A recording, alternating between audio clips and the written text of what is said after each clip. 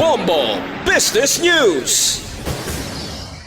Ginanunsyo sa Department of Energy nga nagsugtanay ang Pilipinas kag Japan nga pabaskugon pa ang kooperasyon sang duha ka pungsod pag-abot sa energy security. Ginkasugtan man sang duha ka gobyerno nga pangunahan ang Regional Joint Stockpiling Roadmap para sa Association of Southeast Asian Nations o ASEAN. Ini nga anunsyo ang kasunod sang pagsinapol sa Tokyo sa tunga na Japanese Prime Minister Sanai Takaichi kag Philippine President Ferdinand Bongbong Marcos Jr. na istoryahan ang supply chain resilience sa tunga sa madasig nga paglain sang global geopolitics o geopolitics diri sa Southeast Asia. Itibong ang kooperasyon sa idalom sang Partnership on Wide Energy and Resources Resilience Asia o Power Asia Framework. Bilang kabahin sang kasugtanan, magabulig ang Japan sa Pilipinas sa pag-establishar sang Strategic Petroleum Reserve Program kag pag-develop sang bagong stockpiling facilities. Nagaplano man ang Japan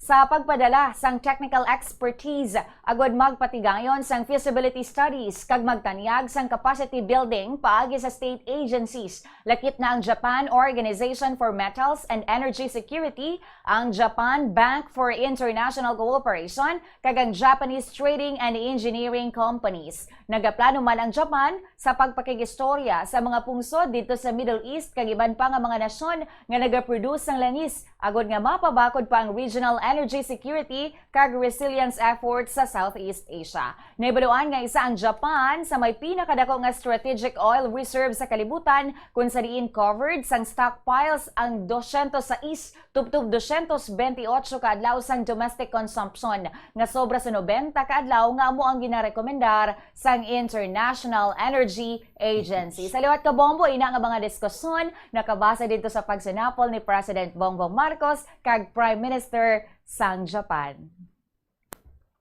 Bombo Foreign Exchange Update is brought to you by Quinbank Business Banking.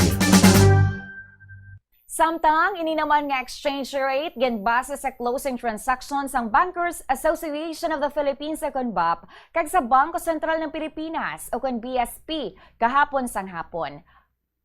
Mag-resume ang transaksyon subong nga aga. Sa ato nga latest reference rate, 61 pesos and 60 centavos ang baylos ng isa ka US dollar, 7 pesos and 86 centavos ang baylos ng Hong Kong dollar, 48 pesos and 24 centavos ang Singapore dollar, 16 pesos and 41 centavos ang baylos ng Saudi Rial, kag 71 pesos and 63 centavos ang baylos ng euro.